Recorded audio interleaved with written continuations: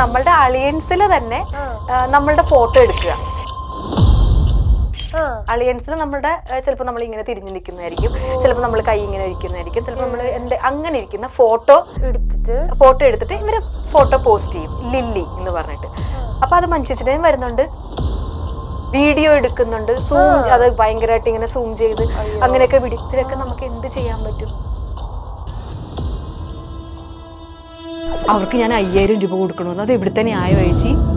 അവരോട് പോയി സ്റ്റേഷനിൽ പോയി പരാതി പറയാന്ന് പറ, ഞാൻ പറഞ്ഞതാന്ന് പറയുന്നത്. ചേച്ചി ആ പെണ്ണ് ഇവിടെ നിൽപ്പുണ്ട്, ചേച്ചി ഒന്ന് സംസാരിക്കട്ടെ ചേച്ചി. നിങ്ങൾ അറിയേണ്ട കാര്യമില്ല, അത് നിങ്ങളുടെ റെസ്പോൺസിബിലിറ്റിയാണ്. നിങ്ങൾ ഒരു സ്ഥാപനത്തിൽ ജോലി ചെയ്യുമ്പോൾ നിങ്ങളെല്ലാം തീരുമാനിക്കും. നിങ്ങൾ അങ്ങ് വരുന്ന വണ്ടിക്ക് ഇഷ്ടമുള്ളത് അങ്ങ് അടിക്കാൻ പറ്റുമോ? 2000 രൂപയ്ക്കും 1000 രൂപയ്ക്കും 3000 രൂപയ്ക്കൊക്കെ ചെയ്യാൻ ആളുകളുണ്ട്. അപ്പൊ അവർക്ക് പ്രോഗ്രാം നടന്നാ മതി. നമ്മൾ ഉണ്ടാക്കി വെച്ച വാല്യൂ ഒന്നും അവിടെ പ്രശ്നം, അവർക്ക് ഇതല്ല, കാര്യങ്ങൾ കണ്ടാൽ മതി. ഇപ്പൊ എല്ലാവർക്കും നമ്മളെല്ലാരും കഷ്ടപ്പെടുന്നവരല്ലേ. തുടക്കകാലത്തൊന്നും നമ്മൾ ചോദിക്കില്ലല്ലോ നമ്മുടെ ക്യാരക്ടർ എന്താണ്, നമ്മുടെ കോസ്റ്റ്യൂം എന്താണെന്നൊന്നും നമ്മൾ ചോദിക്കാനുള്ള നമ്മളായിട്ടില്ലല്ലോ. ചിലപ്പോൾ നമ്മളുടെ ബുദ്ധിമുട്ട് കാരണം നമ്മൾ പറയും കുറച്ച് പൈസ അഡ്വാൻസ് ഇട്ടേക്കണം എന്ന് പറയും. അപ്പൊ അവർ അഡ്വാൻസും തന്നിട്ടുണ്ടാവും. ചിലപ്പോൾ നമുക്കത് തിരിച്ചു കൊടുക്കാൻ ആ സമയത്ത് പറ്റുന്നുണ്ടാവില്ല. നമ്മൾ അതിന് വില്ലിങ് ആയി പോകും.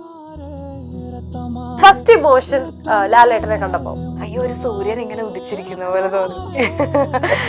അപ്പൊ ഇങ്ങനെ അവിടെ നിന്ന് ഇങ്ങനെ നടന്നു വരികയാണേ. അപ്പൊ ഞാനിങ്ങനെ അവിടെ നിൽക്കുവാണ്. ഒരു 1000 പേരുണ്ടെങ്കിലും പുള്ളിനെ മാത്രമേ നോക്കുള്ളൂ.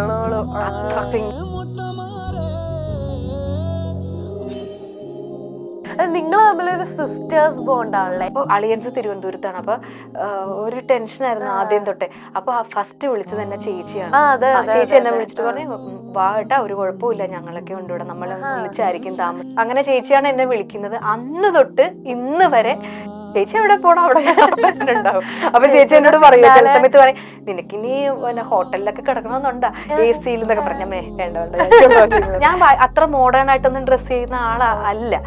അപ്പൊ എന്റെ അനിയത്തി ഭയങ്കര മോഡേൺ ആണ്, ഭയങ്കര മോഡേൺ ആയിട്ട് ഡ്രസ്സൊക്കെ ഇടും.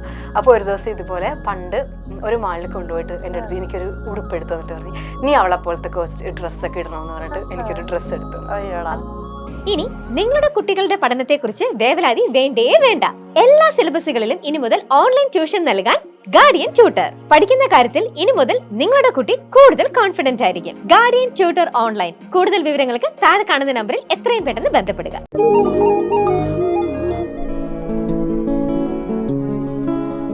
ചിലരങ്ങനെയാണ്, പ്രത്യക്ഷപ്പെടുന്നത് ടെലിവിഷൻ സ്ക്രീനിലാണെങ്കിലും പിന്നീട് അവർ കടന്നുകൂടുന്നത് നമ്മുടെ ഒക്കെ മനസ്സുകളിലാണ്. അപ്പൊ അങ്ങനെ കടന്നുകൂടിയ ഒരാളെയാണ് ഞാൻ കൊണ്ടുവന്നിട്ടുള്ളത്.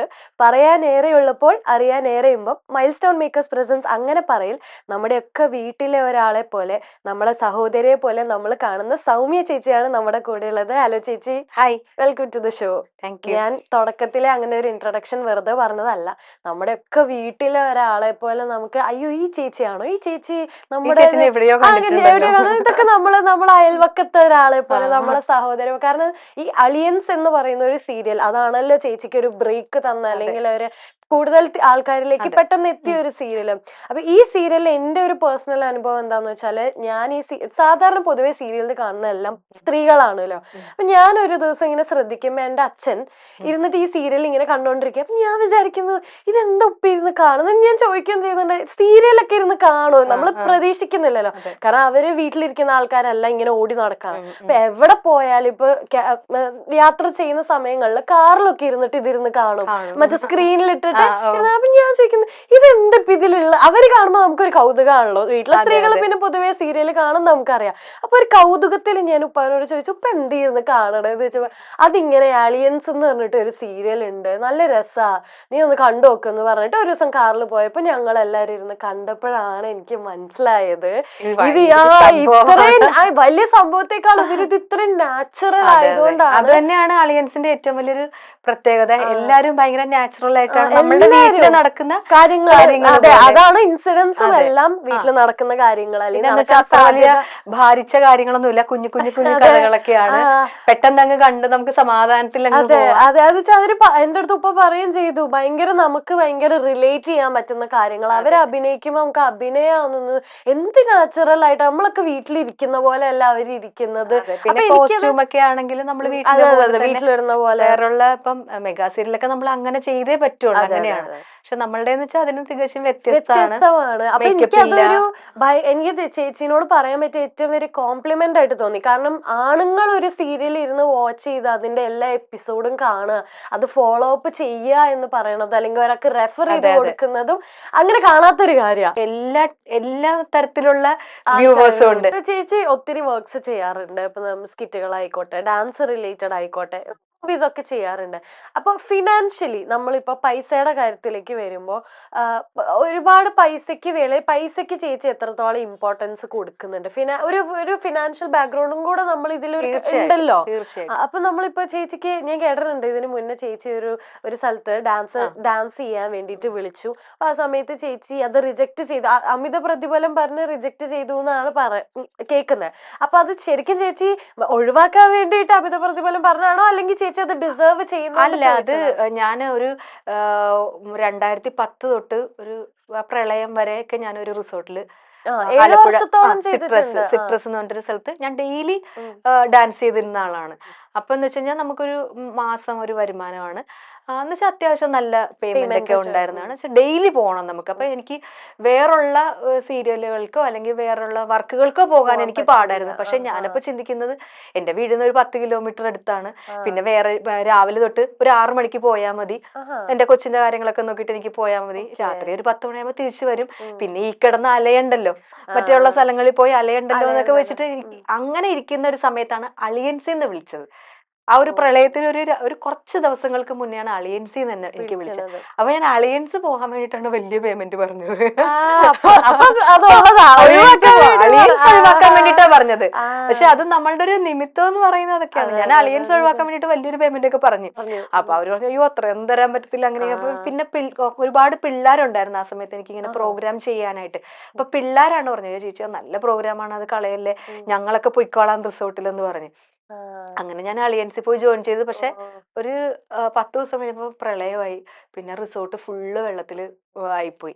പിന്നെ ഞാൻ എനിക്ക് ഒരു 2-3 മാസം ആയിട്ടുള്ള റിസോർട്ട് ഓപ്പൺ ആയിട്ട്. കറക്റ്റ് സമയത്ത് ദൈവം എന്നെ വേറൊരു സ്ഥലത്ത് കൊണ്ടുപോയി എന്നെ ഇങ്ങനെ കറക്റ്റ് ആ ഒരു. പിന്നെന്ന് വെച്ച് കഴിഞ്ഞാൽ ഞാൻ മറ്റേതെന്ന് പറഞ്ഞ എല്ലാ ദിവസവും പോണായിരുന്നു. ഇത് മാസം എനിക്ക് 10-17 ദിവസം വർക്ക് ചെയ്താൽ മതി, ബാക്കിയുള്ള ദിവസം എനിക്ക് ഫ്രീ ആയിട്ട് ഇരിക്കാം. റിസോർട്ടിൽ പോയിക്കൊണ്ടിരുന്ന സമയത്താണ് എനിക്ക് ഒരു പള്ളി പെരുന്നാളിന് പോകാൻ പറ്റത്തില്ല, ഒരു ഉത്സവത്തിന് പോകാൻ പറ്റില്ല, ഒരു കല്യാണത്തിന് തലേന്ന് പോകാൻ പറ്റില്ല. അപ്പൊ ഞാനിങ്ങനെ പെട്ട് കിടക്കുമായിരുന്നു അവിടെ, ലോക്കായിട്ട് ഇങ്ങനെ കിടക്കുമായിരുന്നു. പക്ഷെ ഇതെന്ന് പറഞ്ഞപ്പോ കുറച്ചും കൂടെ ലൈഫ് ഇതായി. പിന്നെ ആളുകൾ തിരിച്ചറിയാൻ തുടങ്ങി. അപ്പൊ അങ്ങനെയുള്ള ഒരുപാട് ബെനിഫിറ്റ്സ് കിട്ടി. പിന്നെ വെച്ചാൽ സാമ്പത്തികം നമുക്ക് എപ്പോഴും വേണം. കാരണം നമ്മളിങ്ങനെ നമുക്ക് പൈസ എപ്പോഴും ഇമ്പോർട്ടന്റ് ആണല്ലോ. അപ്പൊ ഇപ്പൊ അളിയൻസിലൊക്കെ വന്നതിന് ശേഷം നമ്മൾ ഭയങ്കര സ്റ്റേബിൾ, കുഴപ്പമില്ലാത്ത രീതിയിലൊക്കെ നമ്മൾ സ്റ്റേബിൾ ആയത്. അളിയൻസ് ഉള്ളത് കൊണ്ടാണ് നമുക്കൊരു അതിനൊക്കെ ഒരു അടിത്തറ കിട്ടിയത്. അപ്പൊ അല്ലെങ്കിൽ ഈ മാസം ആകുമ്പോ നമുക്ക് ചിന്തയുണ്ട്, അടുത്ത മാസം ഉണ്ടാവുമല്ലോ അല്ലേ, അങ്ങനെയൊക്കെയുള്ള ചിന്തകളും കാര്യങ്ങളൊക്കെ ഉണ്ട്. എന്നാലും കുഴപ്പമില്ല. അപ്പൊ ഫിനാൻഷ്യലി നമ്മൾ എപ്പോഴും ഒരു സ്ട്രോങ് ആയിട്ട് നമ്മളെ ബാക്ക്ഗ്രൗണ്ട് എപ്പോഴും അങ്ങനെ ആവണം. കാരണം ഇത് എപ്പോഴും ഉണ്ടാവുന്ന ഒരു കാര്യമില്ലല്ലോ. ഇത് ഒരിക്കലും ഇത് വെച്ചാൽ നമുക്കൊരു ഫിക്സ്ഡ് ആയിട്ടുള്ള ഒരു ജോലി അല്ലല്ലോ ഇത്. ഈ മാസം ഉണ്ടെങ്കിലുണ്ട്, ഇല്ലെങ്കിൽ ഇല്ല, അത്രേ ഉള്ളൂ. ഇപ്പൊ എന്നെയൊക്കെ സംബന്ധിച്ചിടത്തോളം, അല്ലെങ്കിൽ എന്നെ മഞ്ജുചേച്ചിനെ അല്ലെങ്കിൽ ഞങ്ങളുടെ കൂട്ടത്തിലുള്ളവരെ സംബന്ധിച്ചിടത്തോളം, അളിയൻസ് പോലത്തെ ഒരു പ്രോഗ്രാം ഇത്രയും നാളിങ്ങനെ മുന്നോട്ട് പോണകൊണ്ട് നമുക്ക് അതൊരു കുഴപ്പമില്ല. പക്ഷെ ഇത് ഇല്ലാതായി കഴിഞ്ഞാൽ നമ്മൾ എല്ലാ മാസവും ചിന്തിക്കും, ദൈവമേ ഈ മാസം വർക്കൊന്നും വന്നില്ലല്ലോ, അല്ലെങ്കിൽ അടുത്ത മാസം എന്ത് ചെയ്യുന്ന വെച്ചാൽ നമുക്ക് വേറെ ജോലിയൊന്നും അറിയില്ല, നമുക്ക് ചെയ്യാനൊന്നും അറിയില്ല, അഭിനയം. അപ്പം ഇപ്പൊ ചേച്ചി നേരത്തെ പറഞ്ഞു, മെൻഷൻ ചെയ്തു ക്ലീറ്റോ ചേട്ടൻ, നമ്മുടെ ക്ലീറ്റോ ചേട്ടൻ മറിമായത്തിൽ ഉണ്ടായിരുന്നു. ചേച്ചിയും ഗസ്റ്റ് റോളിൽ മറിമായത്തിൽ ഞാൻ ആദ്യം ഉണ്ടായിരുന്നു. മറിമായത്തില് ഫസ്റ്റ് തുടങ്ങിയ സമയത്ത് ഞാൻ, രചന, സ്നേഹ ഒക്കെ ഉണ്ടായിരുന്ന സമയത്ത് ഞാൻ ഉണ്ടായിരുന്നു. പക്ഷെ അത് ഈ പറഞ്ഞ പോലെ ഈ റിസോർട്ടിൽ എനിക്ക് ഡെയിലി പോവേണ്ടത് കൊണ്ട് അങ്ങനെ അതുകൊണ്ടാണ് അത് അങ്ങനത്തെ ഒരു പെർമനന്റ് ആവാതെ പോയത്. പക്ഷെ അന്നൊന്നും അങ്ങനത്തെ ഒരു വിഷമവും ഇല്ല നമുക്ക്, കാരണം നമുക്ക് ഇതുണ്ടല്ലോ പക്ഷെ ഡെയിലി മറിമായം വലിയൊരു ഓപ്പർച്യൂണിറ്റി, കാരണം ആയിരുന്നു. കുറേ പേര് മറിമായത്തിലൂടെ വന്നവരാണ് വന്നവരുണ്ടായിരുന്നു. ഇവരെല്ലാവരും. ഇപ്പൊ ക്ലിറ്റോ ചേട്ടനായിക്കോട്ടെ, എല്ലാവരും വന്ന രചന ചേച്ചി, എല്ലാവരെയും ഒരു ഫേസ് റെക്കഗ്നൈസ് ആയത് ഇതുപോലത്തെ തന്നെ, ഈ അളിയൻസ് പോലത്തെ തന്നെ ഒരു സാധനമായിരുന്നു മറിമായം. ഭയങ്കര നാച്ചുറൽ കോമഡി, എല്ലാ വിഷയത്തെയും കോമിക്കലായിട്ട് പറയുന്നത്. പക്ഷെ അപ്പൊ ആ സമയത്ത് കുറച്ചും കൂടെ എനിക്ക് തോന്നുന്നു അതില് അന്ന് അതില് ശ്രദ്ധിക്കാമായിരുന്നു. പക്ഷെ അന്നെന്ന് പറഞ്ഞാൽ നമ്മള് കുറച്ചും കൂടെ പ്രാധാന്യം മറ്റതിന് കൊടുത്തുപോയി. എടുത്തുപോയി. എന്നുവെച്ചാ ഡെയിലി നമുക്ക് പോണം, പിന്നെ ഒരു ദിവസം പോലും മുടങ്ങാൻ പാടില്ല. മുടങ്ങിക്കഴിഞ്ഞാൽ വേറെ ആരെങ്കിലും അറേഞ്ച് ചെയ്യണം. വേറെ ആരെങ്കിലും അറേഞ്ച് ചെയ്യുന്ന ആളുകൾ ഒരു 5:30 ആകുമ്പോൾ പറയും ചേച്ചി ഇന്ന് ഞങ്ങൾക്ക് വരാൻ, അവർക്ക് അത്രക്കുള്ള ഇതല്ലേ ഉള്ളു. അവര് പറയും ഓ ചേച്ചി ഇന്ന് വരാൻ ഇത്തിരി പാടാന്ന് പറയുമ്പോ അയ്യോ ടെൻഷൻ ആകും. അങ്ങനെ ആ സമയത്തൊക്കെ ഞാൻ ഒരുപാട് ഇങ്ങനെ ബുദ്ധിമുട്ടിയിട്ടുണ്ട്. അപ്പൊ പിന്നെ ആലോചിക്കും അയ്യോ ഇതിനൊന്നും പോണ്ട, അതിന് തന്നെ മതി. ഈ പാട് ഓർക്കുമ്പം, പിള്ളേരെ അറേഞ്ച് ചെയ്യുന്ന പാട് ഓർക്കുമ്പം തോന്നും ഇതൊന്നും വേണ്ട, അത് തന്നെ പോയാൽ മതി തോന്നും. അങ്ങനെയൊക്കെയാണ് ആ അവസരങ്ങൾ പോയത്. മറിമായത്തിൽ അഭിനയിക്കാൻ പറ്റാണ്ട് പോയ, പക്ഷെ എന്നാലും ചെയ്തു. ആദ്യത്തെ കുറച്ച് നാള് ഉണ്ടായിരുന്നു. പക്ഷെ നമുക്കൊരു ഫേസ് റെക്കഗ്നീഷൻ വന്നത് ഈ പറയുന്ന പോലെ അലയൻസിലൂടെ. ഇപ്പൊ അലിയൻസിൽ ഉണ്ടായിരുന്നു, കോമഡി മാസ്റ്റേഴ്സിൽ ഉണ്ടായിരുന്നു. വന്ന് ഫേസ് റെക്കഗ്നൈസ് ചെയ്തത് ഈ 2 പ്രോഗ്രാമിലല്ല, അതിന് മുന്നേ കോമഡി ഫെസ്റ്റിവൽ ചെയ്തിട്ടുണ്ട്. അതാ ഞാൻ ചോദിക്കാൻ മൂന്ന് പ്രോഗ്രാംസ് കോമഡി മാസ്റ്റർ അല്ല, ഒരുപാട് സിനിമയിലൊക്കെ ചെയ്തിട്ടുണ്ട്. സിനിമാല, കോമഡി മിംസും, പിന്നെ ഞാൻ അതിലാണ് ആദ്യം വന്നത്. പിന്നെ ക്രേസി TV, പിന്നെ ഫ്ലവേഴ്സിൽ തന്നെ കോമഡി ഫെസ്റ്റിവല്, കോമഡി മഴവിൽ മനോരമയിൽ കോമഡി സർക്കസ്, എല്ലാം കോമഡിയാണ്. കോമഡി ചിരിപ്പിച്ച് കൊല്ലാൻ വേണ്ടി റെഡിയായി നിൽക്കാണ്. പക്ഷെ ഈ ആദ്യം ഈ പറഞ്ഞ പോലെ കോമഡി ചെയ്താൽ വർക്കൗട്ട് ആവുമോന്ന് എല്ലാവർക്കും ഒരു ടെൻഷൻ ഉണ്ട്. അതായത് ഈ കോമഡി മേഖലയിലേക്ക് എടുത്തു വെക്കാൻ തന്നെ ആൾക്കാർക്ക് ഒരു ഉള്ളിൽ ഒരു ടെൻഷൻ ഉണ്ടാവില്ലേ ചേച്ചി? അല്ല, അന്നെന്താ പറഞ്ഞാ കുറച്ചു പേരെ ഉണ്ടായിരുന്നുള്ളു. ഇപ്പൊ ഞാൻ, ദേവിചന്ദന, സുബി, അവരൊക്കെ ആയിരുന്നു കുറച്ചും കൂടെ സീനിയേഴ്സ്. തെസ്നി ചേച്ചി, അങ്ങനെയുള്ള അഞ്ജന, അങ്ങനെ കുറച്ച് പേര്, കുറെ വിരലിലുണ്ടാവുന്ന കുറച്ച് പേര് മാത്രമേ ഉണ്ടായിരുന്നുള്ളൂ. പക്ഷെ ഇപ്പൊ അങ്ങനെയല്ല, ഇപ്പൊ ഒരുപാട് പേര്. എന്നുവെച്ചാൽ ഇപ്പോൾ ഉള്ളവരുടെ പെർഫോമൻസ് കാണുമ്പോൾ നമ്മൾ ഞെട്ടിപ്പോവും. ഒരുപാട് മറ്റേ നമ്മുടെ ബമ്പർ ചിരിയില ഞാൻ എപ്പോഴും കാണും, എപ്പോഴും കണ്ടിട്ട് എനിക്ക് ഇഷ്ടമാണ് ഇങ്ങനെ കാണാനായിട്ട്. പിള്ളേരുടെ ഒക്കെ പെർഫോമൻസ് ഒറ്റയ്ക്കും ഇപ്പൊ 2 പേരൊക്കെ തമ്മിൽ ഉള്ള, അവരത്രയും അത്ര എഫേർട്ട് എടുത്തിട്ട് അവര് ആളുകളെ ചിരിപ്പിച്ച് അവരൊരു ബമ്പറൊക്കെ വാങ്ങിക്കുന്നില്ല. അപ്പൊ എനിക്കത് ഇഷ്ടമാണ് കാണാനായിട്ട്, ഞാൻ കാണാറുണ്ട്. എന്നുവെച്ചാൽ നമുക്ക് കുറച്ചും കൂടെ ഈസി ആയിരുന്നു, നമുക്ക് മറ്റുള്ളവരുടെ കൂടെ സപ്പോർട്ട് ചെയ്താൽ മതിയായിരുന്നു. പക്ഷെ ഇപ്പൊ ഉള്ള പിള്ളേർക്ക് അങ്ങനെയല്ല, അവര് 2 പേരും കൂടെ നിന്ന് വേണം അവർക്ക് ആ ഒരു ബമ്പർ ഒക്കെ അടിക്കാനുള്ളത്. അപ്പൊ അതൊക്കെ നമ്മള് ശരിക്കും അവരൊക്കെ പ്രശംസിക്കേണ്ടതാണ്. ഞങ്ങളൊന്നും അല്ല, ഇപ്പോഴത്തുള്ളവരാണ് അടിപൊളി. പക്ഷെ നിങ്ങളുടെയൊക്കെ മുഖം ഭയങ്കര ഉള്ളില് ഭയങ്കര ഫെമിലിയർ ഫേസുകളാണ്. അന്ന് ഞങ്ങൾ മാത്രമേ ഉണ്ടായിരുന്നുള്ളൂ, കൊറേ വർഷങ്ങളായിട്ട് ഉള്ള ആൾക്കാരായതുകൊണ്ട്. അല്ലെ, ഇപ്പൊ മഞ്ജു ചേച്ചി ആയിട്ടുള്ള ഒരു റിലേഷൻ ചേച്ചി അത് പറഞ്ഞത് നമുക്ക് എന്തായാലും, കാരണം ചേച്ചി മഞ്ജു ചേച്ചി തന്നെ നിങ്ങളൊരു ഇന്റർവ്യൂല് പറയുന്നുണ്ടായി, അവൾ ഒരാളെ കൊന്നിട്ട് വന്നാലും ഞാൻ അവളെ സപ്പോർട്ട് ചെയ്യും. അത് ഞങ്ങളിങ്ങനെ രാത്രി ഇങ്ങനെ ഒരു ദിവസം എല്ലാരും കൂടി ഇരുന്നൊരു വെറുതെ ഒരു ഇങ്ങനെ ഒരു ഇടക്കിടക്കൊക്കെ അങ്ങനെ കൂടലൊക്കെ ഉണ്ട്. അപ്പോഴാണ് ഇങ്ങനെ ഓരോരുത്തരെ പറ്റിയിട്ട് ഇങ്ങനെ പറയാൻ പറഞ്ഞത്. അപ്പോഴാണ് ചേച്ചി അങ്ങനെ പറഞ്ഞത്. ചേച്ചിയേട്ടെന്ന് വെച്ച് കഴിഞ്ഞാൽ ഞാൻ അളിയൻസിൽ വരുന്ന സമയത്ത് എനിക്ക് തിരുവനന്തപുരം ഒന്നാമത് പേടിയാട്ടോ. എനിക്ക് ഇഷ്ടം, എനിക്കത് ഒരു ഇത്രയും ദൂരമല്ലേ. അപ്പൊ ഇപ്പൊ പ്രസാദിന്റെ കൂടെ പ്രോഗ്രാം പോകുന്ന സമയത്താണെങ്കിലും നമ്മൾ പ്രശാന്തിന്റെ കൂടെ എവിടെ എന്ന് പരിപാടി നിൽക്കുമ്പോ തിരുവനന്തപുരം, അയ്യോ തിരുവനന്തപുരം എന്ന് പറയുമ്പോഴേ ദൂരം, എനിക്കൊരു ഇതല്ലേ. പക്ഷെ ഇപ്പൊ അളിയൻസ് തിരുവനന്തപുരത്താണ്. അപ്പൊ ഒരു ടെൻഷനായിരുന്നു ആദ്യം തൊട്ടേ. അപ്പൊ ഫസ്റ്റ് വിളിച്ചത് തന്നെ ചേച്ചിയാണ്. ചേച്ചി എന്നെ വിളിച്ചിട്ട് പറഞ്ഞു വാ കേട്ടാ, ഒരു കുഴപ്പമില്ല, ഞങ്ങളൊക്കെ ഉണ്ട് ഇവിടെ, നമ്മൾ ഒന്നിച്ചായിരിക്കും താമസിക്കുന്നത്. ഇല്ല, എനിക്ക് പരിചയമില്ലായിരുന്നു. ഒരു ദിവസം ഞാൻ കണ്ടിട്ടുണ്ട്, ജസ്റ്റ് ഇങ്ങനെ ഒന്ന് ചിരിച്ച് പരിചയപ്പെട്ടിട്ടുണ്ട്, അത്രേ ഉള്ളൂ. അങ്ങനെ ചേച്ചിയാണ് എന്നെ വിളിക്കുന്നത്. അന്ന് തൊട്ട് ഇന്ന് വരെ ഞങ്ങൾ ഹോട്ടലിലാണെങ്കിൽ അടുത്തടുത്ത്. പിന്നെ കോവിഡിന്റെ സമയം തൊട്ട് ഞങ്ങള് ഹോട്ടലിൽ മാറിയിട്ട് വീട്ടിലേക്ക് മാറി. അപ്പൊ അന്ന് തൊട്ട് ഇന്ന് വരെ ഞങ്ങളിങ്ങനെ വീട് മാറി മാറി മാറി ഇപ്പൊ ഞങ്ങളൊരു അപ്പാർട്ട്മെന്റിലായി പൂജപ്പുരയില്. അപ്പൊ അവിടെ വരെ ഞങ്ങൾ ഒന്നിച്ചാണ് താമസിക്കുന്നത്. അപ്പൊ ചേച്ചി എവിടെ പോണോ അവിടെ ഉണ്ടാവും. അപ്പൊ ചേച്ചി എന്നോട് പറയൂ, ചില സമയത്ത് പറയും നിനക്കിനി ഹോട്ടലിലൊക്കെ കിടക്കണമെന്നുണ്ടാ AC എന്നൊക്കെ പറഞ്ഞേ, വേണ്ട നിങ്ങൾ തമ്മിലൊരു സിസ്റ്റേഴ്സ് ബോണ്ടാണല്ലോ, എന്തും ഷെയർ ചെയ്യാം. അത് അങ്ങനെയുണ്ട്, ഭയങ്കര ഒരു ഫ്രണ്ട്ഷിപ്പും ഉണ്ട്.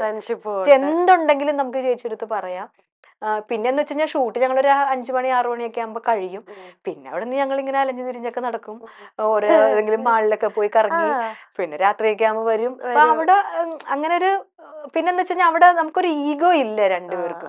ഞങ്ങൾക്ക് ഇങ്ങനെ ഇപ്പൊ എല്ലാ സീരിയൽ സെറ്റിലും ഒരാൾക്ക് സീൻ കൂടിയ പ്രശ്നം, അങ്ങനെയൊക്കെ ഉണ്ട്. അതൊക്കെ ഉണ്ട്, എല്ലാവർക്കും ഉണ്ട്. ഡയലോഗ് ഒക്കെ എണ്ണും, അതൊക്കെ ഉണ്ട്. അതൊക്കെ കോമഡി ഫീൽഡിലും ഉണ്ട്. ഇപ്പൊ ഒരു സ്ക്രിപ്റ്റ് തരുമ്പോഴത്തേക്ക് എനിക്ക് എത്ര ഡയലോഗ് ഉണ്ട് എന്നൊക്കെ പറഞ്ഞ് എണ്ണുന്ന അങ്ങനെയൊക്കെ ഉണ്ട്. പക്ഷെ അളിയൻസിനെ സംബന്ധിച്ചിടത്തോളം എനിക്കൊരു സീൻ കൂടുതലുണ്ടെങ്കിൽ ചേച്ചി ഭയങ്കര സന്തോഷമായിട്ട് ഇങ്ങനെ ഇരിക്കും. ചേച്ചി നമുക്ക് ഇനി ഒരു സെഗ്മെന്റിലേക്ക് പോവാം, ഒരു റാപ്പിഡ് ഫയർ സെഗ്മെന്റ്. അധിക സമയം തന്നെ പെട്ടെന്ന് ഉത്തരം പറയണം. ഓക്കെ. മഞ്ജു പത്രോസ്. ഓക്കെ, മഞ്ജു ചേച്ചിനോട് തോന്നിയ 3 അസൂയപ്പെടുന്ന കാര്യങ്ങൾ. നന്നായിട്ട് അഭിനയിക്കും, ഭയങ്കര നാച്ചുറൽ ആയിട്ട് അഭിനയിക്കും. പിന്നെ കാണാൻ നല്ല സുന്ദരിയല്ലേ, സുന്ദരിയാണ്. പിന്നെ എല്ലാത്തിനും ഇപ്പൊ സ്ക്രിപ്റ്റ് ഒക്കെയാണ് എന്ത് ഇതായിട്ട് എഴുതണമെന്നറിയോ, അതിലെനിക്ക് ഭയങ്കര അസൂയുണ്ട്. എത്ര സ്ക്രിപ്റ്റാ എഴുതിയേക്കുന്നത്. അതിലുള്ള ഒരു 10 നല്ല കഥകൾ എടുത്ത് അതിലൊരു ചേച്ചിയുടെ ആയിരിക്കും. ഒരുപാട് കഥകൾ ചേച്ചി എഴുതിയിട്ടുണ്ട്, ഒരുപാട്. ഇപ്പൊ മുത്തില്ലേ, നമ്മുടെ മുത്തിന്റെ ഒക്കെ പ്രേമത്തിന്റെ ഒക്കെ മില്യൺ അടിച്ചതൊക്കെ ചേച്ചിയുടെ കഥകളാണ്. അതിലാണ് എനിക്ക് ഏറ്റവും അസൂയ. ഇതിങ്ങനെ ഇരിക്കണതാണ്, ഇതിങ്ങനെ കണ്ണ് ഇങ്ങനെ വെച്ചിരിക്കുന്നതാണ്. നമ്മൾ സ്ക്രിപ്റ്റ് ഒക്കെ വായിച്ചു കഴിയുമ്പോൾ ഇങ്ങനെ ഇരിക്കുള്ളൂ, എന്നിട്ട് പെട്ടെന്ന് പറയും. ഞാനൊക്കെ ദൈവമേ ഈ തള്ള ഇത് എങ്ങനെ പറയുന്നു. ഭയങ്കര അസൂയ. നമ്മുടെ അളിയൻ സെറ്റിലെ ഒരു മടിയൻ ഉണ്ടെങ്കിൽ അതാരായിരിക്കും? മടിയൻ ഞാനായിരിക്കും. സ്വന്തമായിട്ട് പറയുന്നത് മടിയൻ ചേച്ചിയാണോ? അയ്യോ അല്ല, അങ്ങനെ മടിയില്ല, എല്ലാരും ചടിച്ചടിച്ചടിക്കെ നിക്കും. ഓക്കെ. സ്ഥിരമായിട്ട് ഒരേ കോമഡി സെറ്റിൽ പറയുന്നത് ആരാ? ഈ നിങ്ങൾ എന്താ ചോദിക്കുക, ചേട്ടാ ഇത് നിർത്താല്ലേ, ചേച്ചി ഇത് നിർത്തി, ഇതന്നെയല്ലേ എപ്പോഴും പറയണത്? അഭിലാഷ് ചേട്ടനായിരിക്കും. എന്ത് കോമഡിയാ പറയാ? അഭിലാഷ് ചേട്ടൻ വെറുതെ പാട്ടൊക്കെ ഉണ്ടാക്കും സ്പോട്ടില്, എന്നിട്ട് അത് പാടിക്കൊണ്ടിരിക്കും. എന്നിട്ട് എന്താന്നറിയോ, ആ ഒറിജിനൽ പാട്ട് നമുക്ക് വരത്തില്ല. അയ്യോ, പുള്ളി പാടിയ കോമഡി പാരഡി പാട്ട് അത് നമ്മൾ കുറച്ച് കഴിയുമ്പോ അത് പാടിക്കൊണ്ട് നടക്കും. അയ്യോ, അപ്പൊ പറയും നമ്മള് ചേട്ടാ. പിന്നുണ്ട് വേറൊരാള്, അനീഷേട്ടൻ. ഇപ്പൊ നമ്മളിപ്പോ പറയാണ് സാമ്പാർ എന്ന് പറഞ്ഞെന്ന് വിചാരിച്ചു, സാമ്പാർ എന്നിട്ടൊരു പാട്ട് പാടും. അങ്ങനത്തെ ഒരു പ്രശ്നം ഉണ്ട് അനീഷേട്ടന്. ഇപ്പൊ നമ്മള് വെറുതെ ഇരുന്നിട്ട് പേന എന്നിട്ട് അങ്ങനെ ഒരു പാട്ട് പാടും. അങ്ങനെ ആ വാക്കുകൾ കൊണ്ട് പാട്ട് പാടും. സ്പോട്ട് കവികളല്ല. അതൊക്കെ കേട്ട് നമ്മളും കുറച്ച് കഴിയുമ്പോ അങ്ങനെ ചേച്ചി 3 മാസം ചേച്ചി ഇപ്പൊ അലിയൻസിന്റെ ലൊക്കേഷനിൽ എന്തെങ്കിലും കാരണം കൊണ്ട് ഷൂട്ടിന് പോകാൻ പറ്റില്ല, എനിക്ക് ഒരു ബ്രേക്ക് വരണം, എന്തെങ്കിലും ഇഷ്യൂ കൊണ്ട് വന്നാ ചേച്ചി എന്നെ സബ്സ്റ്റിറ്റ്യൂട്ട് കൊടുക്കോ വേണം? ആരും സബ്സ്റ്റിറ്റ്യൂട്ട് ആരെയും കൊടുക്കത്തില്ല. ആ ചേച്ചിക്ക് പോവാൻ പറ്റൂല. എവിടെങ്കിലും പോയിന്ന് പറയും. അങ്ങനെയൊക്കെയാണ് ഞങ്ങൾ ചെയ്യാറുള്ളത്. ഞങ്ങൾ 2 ദിവസം ലില്ലി അമ്മയുടെ അച്ഛന്റെ വീട്ടിൽ പോയതൊക്കെ എങ്ങനെയെങ്കിലും മക്കൾ ആരെയും കൊടുക്കത്തില്ല, അവരൊക്കെ സ്ഥിരമായ. അയ്യോ, ചേച്ചിക്ക് പേടിയാവുന്ന ആരെങ്കിലും വന്നാ സ്ഥിരമായിട്ടില്ല, നമ്മുടെ കുഴി നമ്മളായിട്ട് വെട്ടൂല. ഓക്കെ. അലിയൻസിന്റെ സമയത്ത് ചേച്ചിക്ക് ഒരു ഇപ്പൊ ചേച്ചി മോഹൻലാൽ സാറിന്റെ കൂടെ കൊറേ 2 മൂവീസ് ചെയ്തത്, നമുക്കത് വലിയ കാര്യമല്ലേ. അപ്പൊ അതുപോലെ ഇപ്പൊ മമ്മൂട്ടി സർ, മമ്മൂക്കയുടെ കൂടെ ഒരു മൂവി വന്ന് നിക്കാം. അലിയൻസ് സീനാണെങ്കിൽ ഡേറ്റ് മാറ്റാൻ പറ്റേയില്ല. ചേച്ചി എന്ത് ചെയ്യും? ഓടിപ്പോയി രാജസാറിന്റെ കാലിൽ ഇങ്ങനെ ചേട്ടാ 3 മാസം പറഞ്ഞ ലീവ് ഇപ്പൊ തരാം, 2 ദിവസം മതി രാജസാറെ, കണ്ടിട്ട് വന്നോളാം. അപ്പൊ അങ്ങനെ ഒരു സിനിമ വന്ന ആ മുഴുനീളം ചിത്ര, ചേച്ചിക്ക് ഒരു നല്ലൊരു ക്യാരക്ടർ ഉണ്ട്. പക്ഷെ അത് മമ്മൂട്ടിയുടെ സിസ്റ്റർ ആയിട്ടൊക്കെ. പക്ഷെ അതിനൊക്കെ നമ്മുടെ അലിയൻസിൽ അവർ സമ്മതിക്കും കേട്ടോ. അത് ഭയങ്കര ഇതാണ്, കാരണം എല്ലാവരുടെയും ആഗ്രഹം സിനിമ തന്നെയല്ലേ. അപ്പൊ അതിനൊക്കെ ഒരു ഇത് വന്നു കഴിഞ്ഞാൽ ഭയങ്കരമായിട്ട് അങ്ങനെ സമ്മതിക്കുന്നതാണ്. അപ്പൊ അതുകൊണ്ട് രക്ഷപ്പെട്ടു. ഓക്കെ. ഏറ്റവും വലിയ എന്താ മഞ്ജു ചേച്ചി തന്ന ഒരു ഗിഫ്റ്റ്? മഞ്ജു ചേച്ചി കുറെ ഗിഫ്റ്റ് ഒക്കെ തരാറുണ്ട്. ഒരു പ്രാവശ്യം ഇതുപോലെ, അത് ഇന്നലെ പെട്ടെന്ന് ആ ഡ്രസ്സ് ഇട്ടപ്പോഴാട്ടോ ഓർമ്മ വന്നത്. ഞാൻ അത്ര മോഡേൺ ആയിട്ടൊന്നും ഡ്രസ് ചെയ്യുന്ന ആളല്ല. അപ്പൊ എന്റെ അനിയത്തി ഭയങ്കര മോഡേൺ ആണ്, ഭയങ്കര മോഡേൺ ആയിട്ട് ഡ്രസ്സൊക്കെ ഇടും. അപ്പൊ ഒരു ദിവസം ഇതുപോലെ പണ്ട് ഒരു മാളിൽ കൊണ്ടുപോയിട്ട് എന്റെ അടുത്ത് എനിക്കൊരു ഉടുപ്പ് എടുത്തു തന്നിട്ട് പറഞ്ഞു, നീ അവളെ പോലത്തെ ഡ്രസ്സൊക്കെ ഇടണമെന്ന് പറഞ്ഞിട്ട് എനിക്കൊരു ഡ്രസ്സ് എടുത്തു.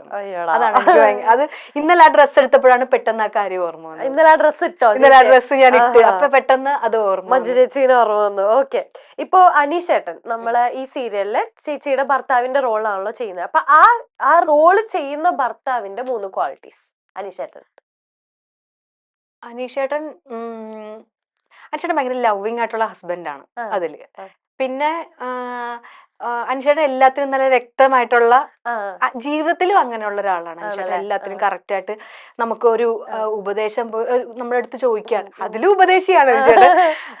അനീഷേട്ടൻ്റെ അടുത്ത് എന്തെങ്കിലും ഒരു കാര്യം വിളിച്ച് ചോദിക്കുകയാണ്, അനീഷേട്ടാ അതെങ്ങനെ ചെയ്താ അല്ലെങ്കിൽ അതിന് പോയാൽ അപ്പൊ കറക്റ്റ് ആയിട്ട് അനീഷേട്ടൻ ആ സീരിയലിലെ പോലെ തന്നെ അനീഷേട്ടൻ പറഞ്ഞു തരും. പിന്നെന്ന് വെച്ച് കഴിഞ്ഞാൽ നമ്മള് എപ്പോഴും നന്നായി കാണണമെന്നാണ് അനീഷേട്ടന് ആഗ്രഹം. എന്ന് വെച്ചാൽ സിനിമ ചെയ്യണം, ഫേമസ് ആവണം, അങ്ങനെയൊക്കെ അതിലുള്ള പോലെ തന്നെയുള്ള ക്വാളിറ്റീസ് ഉണ്ട്. എനിക്ക് തോന്നുന്നു അതിലുള്ള എല്ലാവരും നിങ്ങളുടെ സെയിം ക്യാരക്ടേഴ്സ് ആണ്. കുറെ പേരൊക്കെ ഇങ്ങനെയൊക്കെ തന്നെയാണ്, ഒരേ ക്യാരക്ടർ. മഞ്ജു ചേച്ചിയുടെ ഒക്കെ നമുക്ക് അറിയാം, കാരണം കുറെ നാള് ബിഗ് ബോസിൽ പോയിട്ട് നമ്മൾ കണ്ടല്ലോ ചേച്ചി എങ്ങനെയാന്ന് നമുക്ക്. അത് തന്നെ ഈ സീരിയലിൽ വലിയ വ്യത്യാസമൊന്നുമില്ല അല്ലെ? ചേച്ചിക്ക് തോന്നിയിട്ടില്ല? Okay okay. ഇനി സ്ഥിരമായിട്ട് ചേച്ചിക്ക് ഒരു ഈ പറയുന്ന അലിയൻസിലെ വേറൊരു ക്യാരക്ടർ ചെയ്യാൻ പറഞ്ഞിട്ട് വരെ ചേച്ചിയുടെ ലില്ലി എന്നുള്ള ക്യാരക്ടറിനെ ചേഞ്ച് ചെയ്തിട്ട് നമുക്ക് ഇങ്ങനെ എന്തെങ്കിലുമൊക്കെ അറിയണമല്ലോ. ഓക്കെ, ചെയ്യാൻ വേണ്ടിട്ട് ഒരു ക്യാരക്ടർ ചോദിച്ചാൽ അത് ആരുടെ ക്യാരക്ടർ ചേച്ചി എടുക്കും? അവിടെ സ്ഥിരമായിട്ട് ഞാനും മഞ്ജുച്ചി മാത്രമേ ഉള്ളൂ. മറ്റേ അഡ്വക്കേറ്റിന്റെ റോള്, അഡ്വക്കേറ്റിന്റെ ഇത് വരുന്നില്ലേ? അഡ്വക്കേറ്റ് അല്ല, സോറി, എസ് ഐ ആയിട്ട് ചെയ്ത. SI അല്ലടാ, പിന്നുള്ളത് ക്ലീറ്റോടെ ഓഫീസിലൊരു സ്റ്റാഫ് ഉണ്ട്, നമ്മുടെ ദിവ്യ ചെയ്യുന്ന ക്യാരക്ടർ. അതൊന്നും എന്നെ കൊണ്ട് പറ്റുകയില്ല. മഞ്ജുച്ചിയുടെ ക്യാരക്ടറും ചെയ്യാൻ പറ്റില്ല, മാറി നിൽക്കാനേ പറ്റുള്ളൂ. അല്ലെങ്കിൽ വല്ല ഇവളെ ക്യാരക്ടർ ആണെങ്കിൽ ആ കുട്ടിയുടെ ക്യാരക്ടർ ഇതൊക്കെ ആ ഏജ് അല്ലല്ലോ ഞാൻ. നമുക്ക് അഭിനയിക്കാൻ പ്രായമല്ലല്ലോ ചേച്ചി, എന്നാ അത് ചെയ്യാം. ആണല്ലേ? അത് ചെയ്യാന്നൊക്കെ. അവളിപ്പോ കുറച്ചു നാളായിട്ട് വരുന്നില്ലല്ലോ, അവളിപ്പം ആയുർവേദ കോളേജിലാണല്ലോ, അപ്പൊ ആ ഗ്യാപ്പിൽ കയറാം. അല്ലാതെ ഇപ്പൊ എന്ത് ചെയ്യാൻ? ഫസ്റ്റ് ഇമോഷൻ ലാലേട്ടനെ കണ്ടപ്പോ? അയ്യോ, ഒരു സൂര്യൻ ഇങ്ങനെ ഉദിച്ചിരിക്കുന്ന പോലെ തോന്നി. അപ്പൊ ഇങ്ങനെ അവിടെ നിന്ന് ഇങ്ങനെ നടന്നു വരികയാണേ, അപ്പൊ ഞാനിങ്ങനെ അവിടെ നിക്കുവാണ്. ഒരു 1000 പേരുണ്ടെങ്കിലും പുള്ളിനെ മാത്രമേ നോക്കുള്ളൂ. അത്രക്ക് ഇങ്ങനെ ഒരു ഓറ അതിങ്ങനെ വന്നോണ്ടിരിക്കുക. എന്നിട്ട് എന്നെ കണ്ടിട്ട് ഒളിച്ചോടിയ രജനി എന്ന് പറഞ്ഞു. അങ്ങനെ പറഞ്ഞു. അപ്പൊ ഞാനിങ്ങനെ, അപ്പൊ ജിത്തു സാർ ദേ ഇങ്ങനെ പറഞ്ഞു, എപ്പോഴാ പറഞ്ഞ ഒളിച്ചോടിയ രജനി എന്ന് പറഞ്ഞു. അങ്ങനെ ഡയലോഗൊക്കെ ഇങ്ങനെ ഫസ്റ്റ് റിഹേഴ്സൽ എന്റെ അടുത്ത് ഭയങ്കര കൂളാക്കും സാറ്. ഓ, ഹൃദയപൂർവ്വത്തിൽ എന്നോട് എന്തോരം റൊമാൻറ്റിക് ആയിട്ട് സംസാരിച്ച ആളാണ്, ഇപ്പൊ എന്നോട് ഇങ്ങനെയൊക്കെ പറയുന്നത്. അപ്പൊ ഞാൻ ശരിയാലേട്ടാന്ന് പറഞ്ഞു. അപ്പോഴാണ് നിങ്ങളുടെ കുടുംബത്തിനെ ഞാൻ ഇങ്ങനെയൊക്കെ ദ്രോഹിച്ച, ആ ഡയലോഗൊക്കെ അങ്ങനെയാണല്ലോ, നിങ്ങളുടെ കുടുംബത്തിനെ ഞാൻ ഇത്രയും ദ്രോഹിച്ചല്ലേ എന്നൊക്കെ പറഞ്ഞ് അങ്ങനെ നമ്മളെ കൂളാക്കും. അങ്ങനെയാണ്. അപ്പൊ ലാലേട്ടനായിട്ടുള്ള ഒരു കോമ്പിനേഷനും ഇപ്പൊ ചേച്ചി പറഞ്ഞ പോലെ മറ്റ് ഹൃദയപൂർവ്വത്തിലും നമുക്ക് ഇങ്ങനെ നേരിട്ട് നമുക്ക് ഫീൽ ചെയ്യും, നിങ്ങളെ നേരിട്ട് കണ്ടു, നേരിട്ട് മിണ്ടി എന്നുള്ളത്. പിന്നെ ചേച്ചി പറയുമ്പോഴാണ് നമ്മൾ അറിയണത്, കണ്ടില്ല, ജസ്റ്റ് വീഡിയോ കോള് മാത്രം. ആ ഒരു വീഡിയോ കോളിൽ എനിക്ക് തോന്നുന്നു എന്റെ സീനായിരിക്കും ആദ്യം എടുത്തത്. കാരണം ചിലപ്പോ ഞാൻ എന്താണോ ചെയ്യുന്നത് അതിന്റെ എക്സ്പ്രഷനാണ് ലാലേട്ടൻ ചെയ്തിരിക്കുന്നത്. അപ്പൊ എന്നെ ആയിരിക്കും ആദ്യം ഷൂട്ട് ചെയ്തത്. എനിക്ക് ഓപ്പോസിറ്റ് സൈഡ് ആരും ഉണ്ടായിരുന്നില്ല, തൊട്ടടുത്ത് നമ്മുടെ സത്യൻ സാർ ഇരുന്നിട്ട് സാറാണ് എനിക്ക് പറഞ്ഞു തന്നത്. ഓക്കെ. ഇനി ചേച്ചിക്ക് ഈ പറഞ്ഞ അഭിനയം എന്ന് പറഞ്ഞ ഫീൽഡ് ഇല്ല, ചേച്ചിക്ക് ഡാൻസും ചെയ്യാൻ പറ്റില്ല, അഭിനയം ഇല്ലെങ്കിൽ ചേച്ചി എന്ത് ജോലിക്ക് പോകും? ഏത് ഫീൽഡായിരിക്കും താല്പര്യം? കൊച്ചിനെ വളർത്തണ്ടേ, ഇപ്പൊ എന്ത് ജോലിക്കും പോകും. എന്നാലും ചേച്ചി പഠിച്ച എന്തെങ്കിലും ബാക്ക്ഗ്രൗണ്ട് വെച്ചിട്ട്? അങ്ങനെ പഠിച്ചത് ഡാൻസ് തന്നെയാ പഠിച്ചത്. ആണല്ലേ? MA ഭരതനാട്യമാണ് പഠിച്ചത്. അപ്പൊ ഡാൻസും കൂടെ ഇല്ലെങ്കിൽ ചിലപ്പോ വേറെ എന്തെങ്കിലും കോഴ്സ് ആയിരിക്കുമല്ലോ ചെയ്തിരിക്കും. അപ്പൊ അത് സംബന്ധിക്കുന്ന എന്ത് ജോലി ചെയ്യാനും മടിയില്ല. ജോലി നല്ല വഴിയിലൂടെയുള്ള എന്ത് ജോലിയും ചെയ്യും. ഓക്കെ, അത് നല്ല. അപ്പൊ നമ്മുടെ റാപ്പിഡ് ഫയർ അവസാനിച്ചു. ചേച്ചി നല്ല രീതിയിൽ ഉത്തരപ്പെട്ടത് പെട്ടെന്ന് അധികം ചിന്തിക്കേണ്ട വന്നില്ല. ഇത് അലിയൻസിനെ പറ്റി ആയതുകൊണ്ടാണ് അധികം ചിന്തിക്കേണ്ടി വരുന്നത്. ഇനി നമുക്കൊരു പ്രാങ്ക് കോൾ ചെയ്താലോ? അയ്യോ, മഞ്ജു ചേച്ചിനെ വിളിക്കണം. പിന്നെ വിളിക്കണം. എന്നിട്ട് ഞാൻ സ്ക്രിപ്റ്റ് എന്താ പറഞ്ഞുതരാം. ചേച്ചി വിളിച്ചിട്ട് പറയണം, ചേച്ചി ഒരു പെട്രോൾ പമ്പിൽ നിൽക്കാണ്, അവിടെ പെട്രോൾ അടിച്ചു കഴിഞ്ഞപ്പോഴാണ് മനസ്സിലായത് പെട്രോളിന് പകരം ആ കുട്ടി ഡീസലാണ് അടിച്ചത്. അപ്പൊ ചേച്ചി ആ കുട്ടി ഞാനാട്ടോ.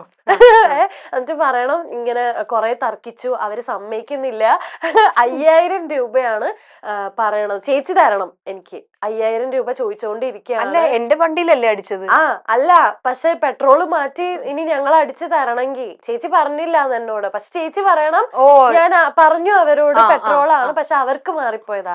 ശരി പക്ഷെ ഞാൻ ശരി ശരി. തർക്കിച്ചോണ്ടിരിക്കുക, ചേച്ചി പറഞ്ഞില്ല ഇനി ഇത് മാറ്റി ഞങ്ങള് വലിച്ചെടുത്ത് അടുത്തത് ഒഴിച്ചു ഒഴിച്ചു തരണമെങ്കിൽ തരണമെങ്കിൽ 5000 രൂപയാവും. ചേച്ചി തരണം. അപ്പൊ ചേച്ചിയുടെ അടുത്ത് എന്താ? ചേച്ചി ഒന്ന് സംസാരിക്കോ ആ ചേച്ചി? ഓക്കെ. എനിക്ക് ആ പിന്നെന്താ, ഓക്കെ ഫോൺ. ഫോൺ അതില് ഫോണുണ്ട്. ആ ബാഗിന്റെ അകത്ത് ഉള്ള ആ ചെറിയ, എടുക്കോന്നറിയില്ല കേട്ടോ, ആ ചെറുത് മതി, വലിയ ഫോൺ അത് മതി. എടുക്കോന്നറിയില്ല ആള്, വിളിച്ച് എന്നാലും നോക്കാം. ഭയങ്കര ടെൻഷനിൽ പറയണേ. പിന്നെന്താ, അഭിനയിക്കാൻ പിന്നെ നിങ്ങളോട് ഞാൻ പറയണ്ടല്ലോ. ചേച്ചി ഒരു പ്രാവശ്യം വിളിച്ച് ഞാൻ പറ്റിച്ചതാണ് ഇതുപോലെ ഒരു ഇന്റർവ്യൂല്. ചേച്ചി പിന്നെ ഞാൻ പറയും, ചേച്ചി മതി മതി മതി നിർത്തിക്കോ. അയ്യോ പാളോ. ഭയങ്കര സാധന ചേച്ചി എന്ന് പറയണം ഞാൻ. बातें हैं बातें जो दिल की हैं, दिल में रखना पिया, लब तो न खोलूं मैं, खोलूं न लब तो पर, आँखों से सब कह दिया, पियो മോളെ ചേച്ചി എവിടെ ചേച്ചി? ഞാൻ ദേവി മറ്റേ ഇതിന്റെ ലൊക്കേഷനില്. സീരിയൽ ഉണ്ടായിന്ന്. ആ ചേച്ചി ഒരു 5 മിനിറ്റ് ഫ്രീ ആണോ ചേച്ചി? പറഞ്ഞോടാ. ചേച്ചി ഞാനൊരു പ്രശ്നത്തിലാണ് ചേച്ചി. എന്താണ്? ഞാനേ പിന്നെ എറണാകുളത്തേക്ക് വരികയായിരുന്നേ. അപ്പം ഞാൻ പെട്രോൾ ഉണ്ടായിരുന്നില്ല. അപ്പോൾ പെട്രോൾ അടിക്കാൻ കയറി. അപ്പം ഞാൻ അവരോട് പെട്രോളാണോ ഡീസലാണെന്ന് നമ്മൾ പറയേണ്ട ആവശ്യമില്ലല്ലോ. നമ്മളവിടെ പെട്രോൾ അടിക്കാൻ നേരത്ത് എൻ്റെ ചേച്ചി കഷ്ടകാലത്തിന് ഒരു വൃത്തികെട്ട ഒരു പെണ്ണ്, ആ പെണ്ണ് പിന്നെ ഡീസൽ അടിച്ചു തന്നു ചേച്ചി പെട്രോളിന് പകരം. ആ എന്നിട്ട് എന്നിട്ട് അവര് ഇനി ഇത് വണ്ടി ഇനി പറ്റില്ലല്ലോ, ഓടാൻ പറ്റത്തില്ലല്ലോ. അപ്പൊ അവര് പറയുന്നത് ഇനി ഇപ്പൊ ഡീസൽ നിങ്ങൾ പറഞ്ഞില്ലാന്ന്. ഞാൻ പറഞ്ഞതാ ചേച്ചി, ആ കൊച്ചിന് ചെവി കേൾക്കാത്ത എന്റെ കുഴപ്പം. എന്തോ നമ്മൾ പറഞ്ഞിരുന്നിട്ട് അവര് ചോദിക്കണ്ടേ? അവരെന്താന്ന് ചോദിക്കണ്ടേ? ആ പെണ്ണ് വെറുതെ വായിൽ നോക്കി നിന്ന്. എന്നിട്ട് പറഞ്ഞില്ലേ ചേച്ചി. എന്നിട്ട് പറയാണ് നിങ്ങളടുത്ത് ചോദിച്ചതാണ്, നിങ്ങളപ്പം മിണ്ടാതിരുന്നത്. ഞാൻ എൻ്റെ ഓർമ്മയിൽ ഞാൻ പറഞ്ഞതായിട്ടാണ്, പെട്രോൾ എന്ന് പറഞ്ഞതാണ്. ആ കൊച്ചാണ് ഡീസൽ അടിച്ചത്. ഇപ്പം ഡീസൽ മാറ്റി ഇനി പെട്രോൾ അടിക്കണം എന്നുണ്ടെങ്കിൽ അവർക്ക് ഞാൻ 5000 രൂപ കൊടുക്കണമെന്ന്. അത് എവിടെ തന്നെ ആയോ ചേച്ചി? അവരോട് പോയി ഞാൻ സ്റ്റേഷനിൽ പോയി പരാതി പറയാന്ന് പറ. ഞാൻ പറഞ്ഞതാന്ന് പറയും. നിങ്ങൾ ആള് കേട്ടില്ലെങ്കിൽ ഇനി അഥവാ ഞാൻ ഇനി പറഞ്ഞില്ലെങ്കിൽ തന്നെ അവര് ചോദിക്കണ്ടേ പെട്രോൾ ആണോ ഡീസൽ ആണോ എന്ന്. പന്ന വണ്ടിക്കൊക്കെ ഡീസൽ അടിച്ചു കൊടുക്കുവാണോ? ചേച്ചി ആ പെണ്ണ് ഇവിടെ നിൽപ്പുണ്ട്, ചേച്ചി ഒന്ന് സംസാരിക്കട്ടെ ചേച്ചി. Hello hello.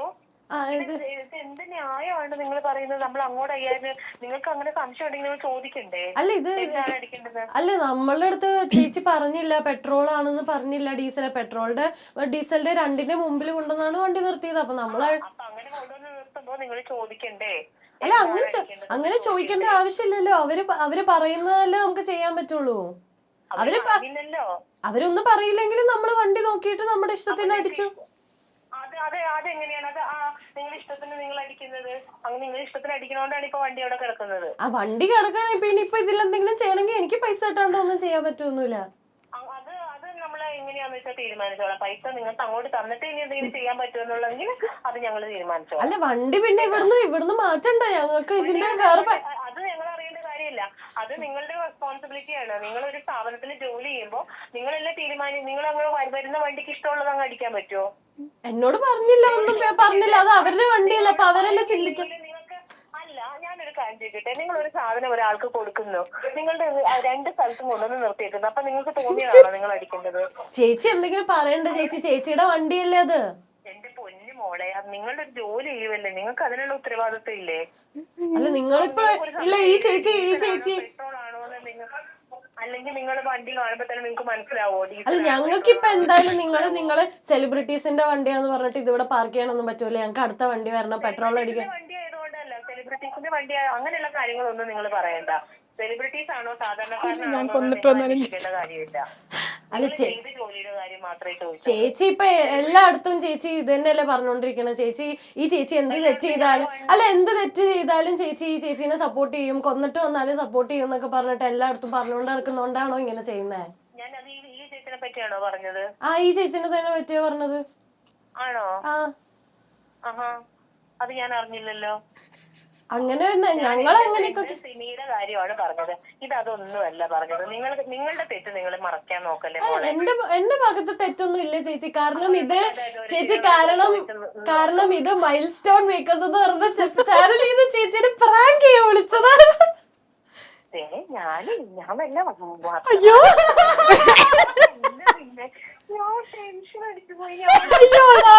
ഞാൻ മൈൽ സ്റ്റോൺ മേക്കേഴ്സിലെ ആങ്കർ ആണ് സംസാരിക്കുന്നത്. ചേച്ചി എന്റെ ഓപ്പോസിറ്റ് ഇരുന്ന് ടെൻഷനായോ? എങ്ങനെ പോകും? അയ്യോടാ ചേച്ചി ഇവര് തന്ന സ്ക്രിപ്റ്റ് ആണ് ചേച്ചി ഇത്. അയ്യോ ഒന്നും മിണ്ടുന്നില്ല. പാവട്ടെ, ഞാൻ ചേച്ചിക്ക് കൊടുക്കാം. മഞ്ജുച്ചി ചേച്ചി ഇവര് തന്നെ തന്ന സ്ക്രിപ്റ്റ് എന്റെ അല്ല ഇത്. ഞാൻ എവിടം വരെയൊക്കെ ചിന്തിച്ചെന്നറിയോ? അങ്ങോട്ട് കൊടുക്കണ്ടേ, നീ ചങ്ക് പൊട്ടിച്ചാവോ? 5000 രൂപ അങ്ങോട്ട് കൊടുക്കണ്ട, നീ ചങ്ക് പൊട്ടിച്ചാവോന്ന്. ഇല്ല ചേച്ചി, ഇവർ തന്നെ തന്ന സ്ക്രിപ്റ്റ് ആണിത്. എനിക്ക് മെസ്സേജ് ഇടാൻ പറ്റിയില്ല ചേച്ചിക്ക്. ചേച്ചി ഇല്ല, കുഴപ്പമില്ല, ഞാൻ സേഫ് ആണ്. ശരി, ഓക്കെ. അയ്യോടാ, ഇത്ര എനിക്ക് സംസാരിച്ചപ്പോ മനസ്സിലായിട്ടോ നിങ്ങള് ചേച്ചിക്ക് എന്തെങ്കിലും ഒരു പ്രശ്നം വന്നാല് എന്ത് ടെൻഷനാ. അത് അങ്ങോട്ടും ഇങ്ങോട്ടും ആടില്ലേ.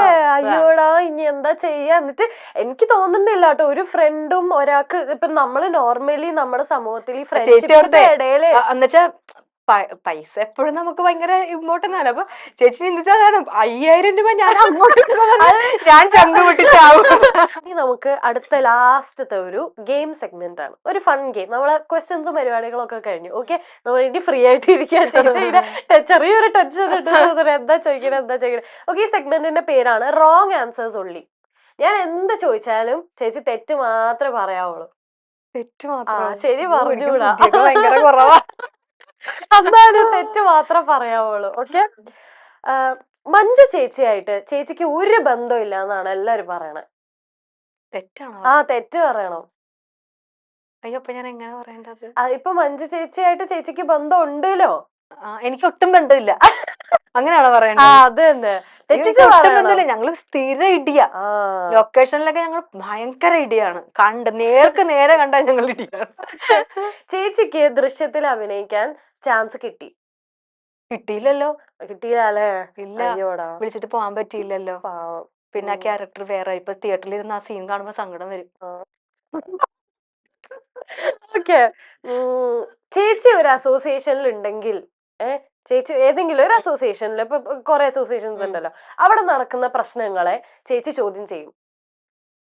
ഞാൻ ചോദ്യം ചെയ്യത്തില്ല, കാരണം അതൊക്കെ അങ്ങനെ നടക്കട്ടെ. എന്നൊരു അസോസിയേഷൻ അല്ലേ, അപ്പൊ കൊറേ അടിയും പിടിയും ഇപ്പൊ തന്നെ നമ്മൾ കൊറേ സ്ഥലത്തൊക്കെ കാണുന്നില്ലേ. അതൊക്കെ ഒരു രസമല്ലേ, നമുക്ക് ഫേസ്ബുക്കും ഒക്കെ തുറക്കുമ്പോ ഒരു രസം വേണ്ടേ. അപ്പൊ അതൊക്കെ കണ്ടോണ്ടൊക്കെ ഇരിക്കാം. അങ്ങനെയാണെങ്കിൽ അപ്പൊ അസോസിയേഷനിൽ നടക്കുന്നതൊക്കെ ശരിയാ?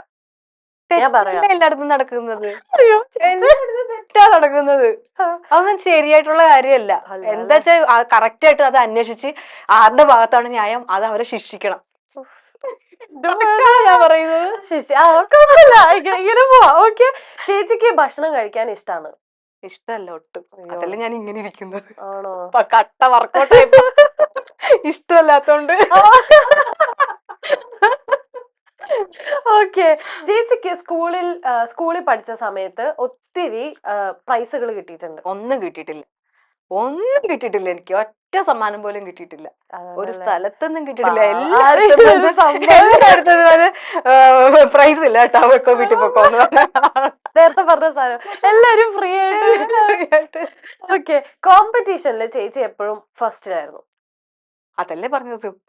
പ്രൈസ് ഒന്നും കിട്ടിയ? ശരിയാ, പ്രൈസ് ഒന്നും കിട്ടിയില്ല. കോമ്പറ്റീഷനിലും ഫസ്റ്റ് അല്ല. പാവം ചേച്ചി.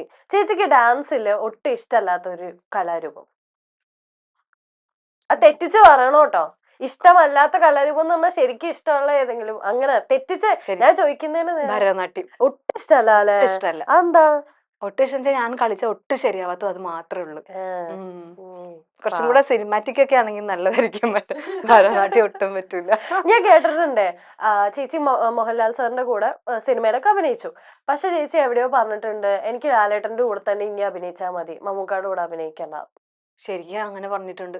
ആണോ? ആ എന്നുവെച്ചാൽ ലാലേട്ടന്റെ കൂടെ അല്ലേ ഇപ്പൊ 2 സിനിമ ഹിറ്റായല്ലോ, അപ്പൊ ഇനി ഹിറ്റാവും.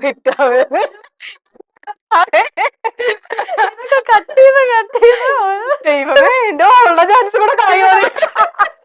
അപ്പാടെ അത് ഞാൻ പിച്ച വെച്ച് വരുന്നതേ ഉള്ളു. ഒരു സെഗ്മെന്റ് അല്ലേ ചേച്ചി, ഫണ്ടായിട്ട് എടുത്താ മതി. ഇത് മാത്രമായിരിക്കും നിങ്ങൾ കട്ട് ചെയ്തെടുത്തത്. ഓക്കെ, ലില്ലിക്ക് അനീഷ് ചേട്ടനെ ഭയങ്കര ഇഷ്ടമാണ്. ഒട്ടും ഇഷ്ടമല്ല എനിക്ക്, ഒട്ടും ഇഷ്ടമല്ല. അങ്ങനത്തെ ഒരു ഭർത്താവിനെ എനിക്ക് വേണ്ട. ഇതായിരിക്കും 15-ാം തീയതി ഞാൻ മനീഷയുടെ ഇനി എന്നെ കണ്ടാ മൈൻഡ് പോലും ചെയ്യും. ഓക്കെ, ചേച്ചിനെ ബിഗ് ബോസിൽ വിളിച്ചിട്ടുണ്ട്? വിളിച്ചില്ലല്ലോ. ഞാൻ പോകാൻ മറ്റേ ബാഗ് വരെ പാക്ക് ചെയ്ത് വെച്ചിരിക്കും. ഇതുവരെ ഇല്ല ഇല്ല ഇല്ല, ശരിക്കും ചോദിച്ചതാ?